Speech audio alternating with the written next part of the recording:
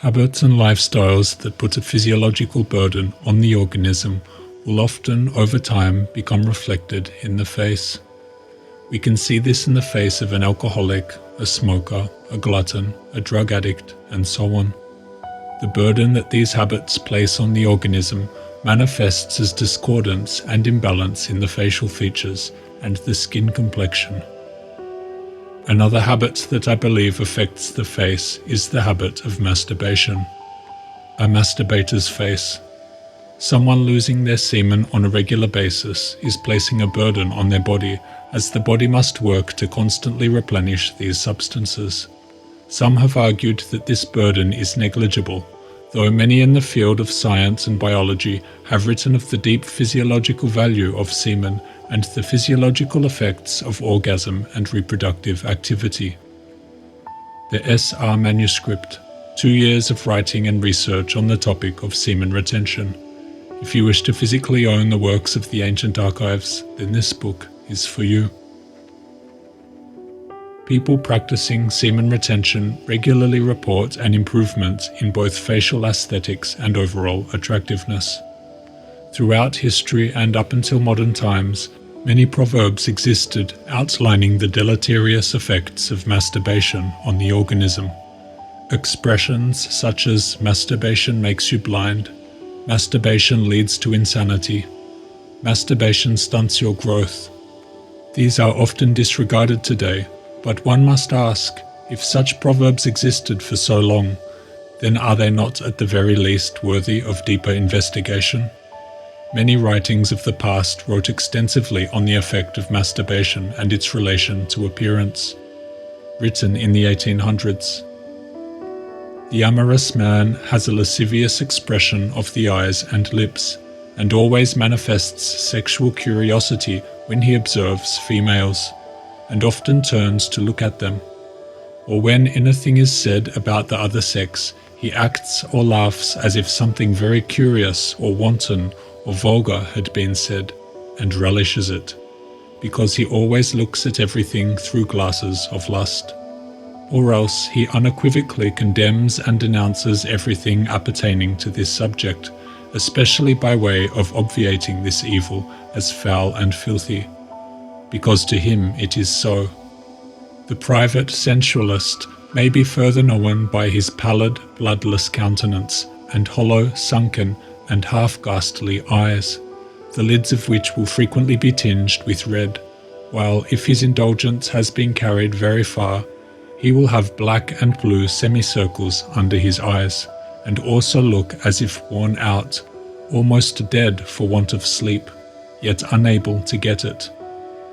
He will also have a half-wild, half-vacant stare, or half-lascivious, half-foolish smile, especially when he sees a female. He will also have a certain quickness, yet indecision of manner, will begin to do this thing and then stop and essay to do that, and then do what he first intended. And in such utterly insignificant matters as putting his hat here or there, the same incoherence will characterize his expressions, and the same lack of promptness mark all he does. Little things will agitate and fluster him, nor will he be prompt or resolute or bold or forcible, but timid, afraid of his own shadow, uncertain, waiting to see what is best, and always in a hurry, yet hardly knowing what he is doing or wants to do. Nor will he walk erect or dignified, as if conscious of his manhood and lofty in his aspirations, but will walk and move with a diminutive, cringing, sycophantic, inferior, mean, self-debased manner, as if depreciated and degraded in his own eyes, thus telling you perpetually by his shamed looks and sheepish manner that he has been doing something low, mean, contemptible, and vulgar. His secret practices have been impaired, both his physical and mental manhood, and thereby effaced the nobleness and efficiency of the masculine, and deteriorated his soul, besides having ruined his body. Be entreated, O foolish and wicked, not thus to dethrone the man and enthrone the animal. In my own experience, I have noticed this lascivious or sensual expression in the faces of those I've worked with who are preoccupied with sex. I remember one colleague who would constantly make sexual innuendos and alter his behavior in the presence of a woman. I think it's fair to say that many of these proclivities are subtly reflected in a person's appearance, if one is perceptive enough to recognize them. I have also noticed from personal observation that my face looked healthier when not engaging in sex or masturbation, compared to the days when I did.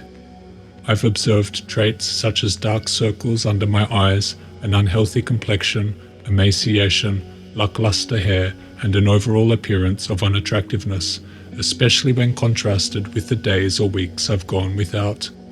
If I had to put all these symptoms together, I would say it manifests as an aged appearance. Why would an excess of sexual activity have any effect on the appearance? One thing we know about aging is that, over time, subcutaneous fat decreases. As a result, adipose fat, the body's overall fat, undergoes significant changes, particularly in the face. The reduction in subcutaneous fat leads to a more hollowed appearance, especially in areas like the cheeks, temples, and under the eyes, creating a sunken or gaunt look. Sex hormones are synthesized from cholesterol, so individuals who engage in frequent sexual activity may be using more of their cholesterol reserves for this purpose. We have seen in numerous studies that during the mating season, various animals undergo muscle catabolism and fat loss, which has been attributed to processes such as gonadal activity. It is feasible that over time, such a process could accelerate the depletion of fat stores in humans too, potentially explaining the sunken face or emaciated look often associated with frequent sexual activity. Hippocrates maintained that emaciation indicated the atrophy of the spinal cord. Celsus supports the views of Hippocrates and maintains that atrophy of the spinal cord is the immediate source of emaciation and the legitimate consequence of abnormal emissions produced by masturbation. Hoffman says, the onanist loses his strength after frequent seminal evacuations. The body gets thin, the face pale, the memory blunted or lost, and a continual coldness seizes the limbs. The face becomes idiotic, the voice hoarse, and in short, the whole body is reduced to atrophy and sleeplessness. Restlessness and tormenting dreams are the usual concomitant symptoms. Written over 250 years ago in the 1700s, the semen virile is a fluid of the most elaborate and noble production in the whole body, except that of the nerves. If such there be, and it is this vital fluid which makes men hot, robust, hairy, of a strong and deep voice, bold and courageous, and fit to contrive or execute any enterprise.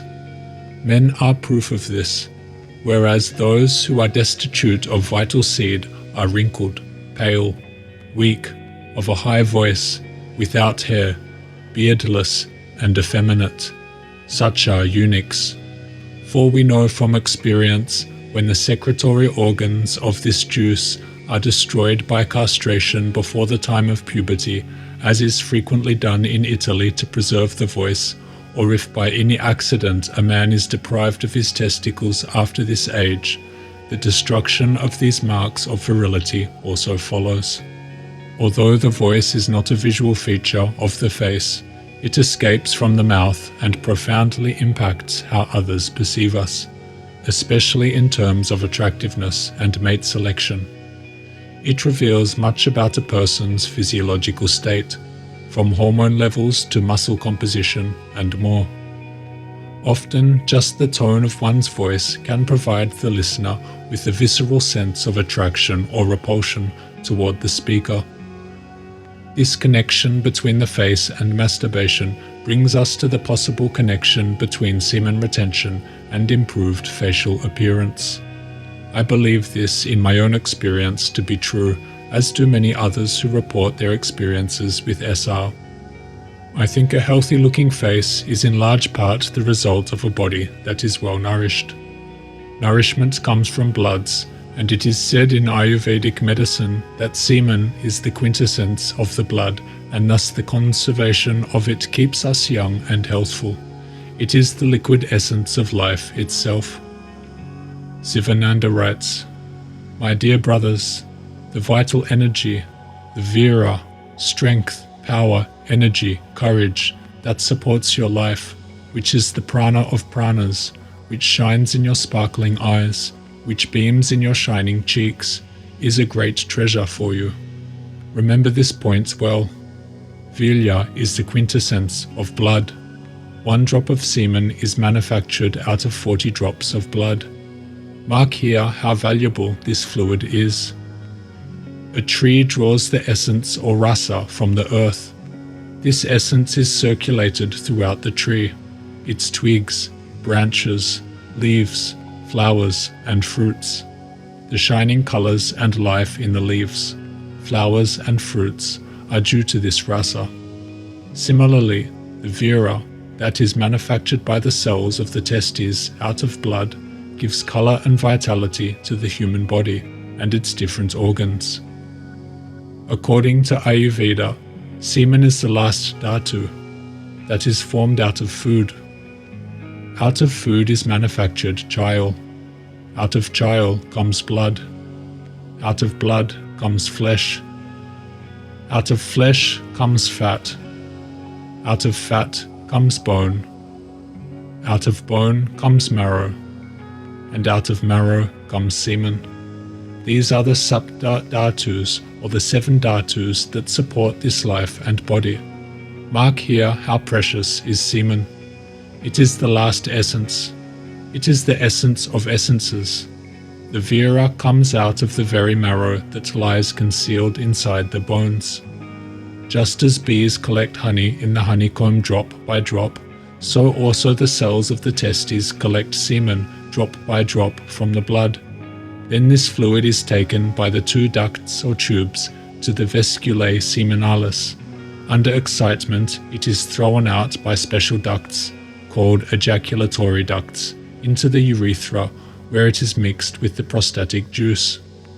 Semen is found in a subtle state in all cells of the body, just as sugar is all-pervading in the sugarcane, butter in milk, so also semen is pervading the whole body. Just as the buttermilk is thin after the butter is removed, so also semen is thinned by its wastage. The more the wastage of semen, the more is the weakness. In the Yoga Sastras it says, "Falling of semen brings death. Preservation of semen gives life." Semen is the real vitality in men. It is the hidden treasure in man. It imparts Brahma tejas, divine radiance or fire, to the face and strength to the intellect. From Sivananda's understanding, we can see how the beauty of the face, its radiance and vitality, are a direct reflection of the preservation of this vital energy, this life force. Thus, conserving this precious fluid allows the individual to maintain their vitality, reflected in a youthful appearance, glowing skin, and a sharpened intellect, all of which are outward manifestations of the inner power and life force sustained by preserving virya. I think this perspective very much complements the old writings warning of excessive masturbation and its effects on the appearance.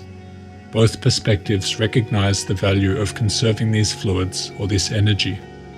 It should be noted that a deterioration in your facial appearance is often connected to deterioration of the organism, and thus habits and practices that preserve our organism should in theory preserve your youthfulness and beauty. We need look no further than the castrated animal to see that the restriction of the male reproductive act influences longevity. Women who also do not lose semen live longer than men across almost all species. Semen is life, and evidence of your conservational efforts of this vital fluid will be revealed in the appearance of your face.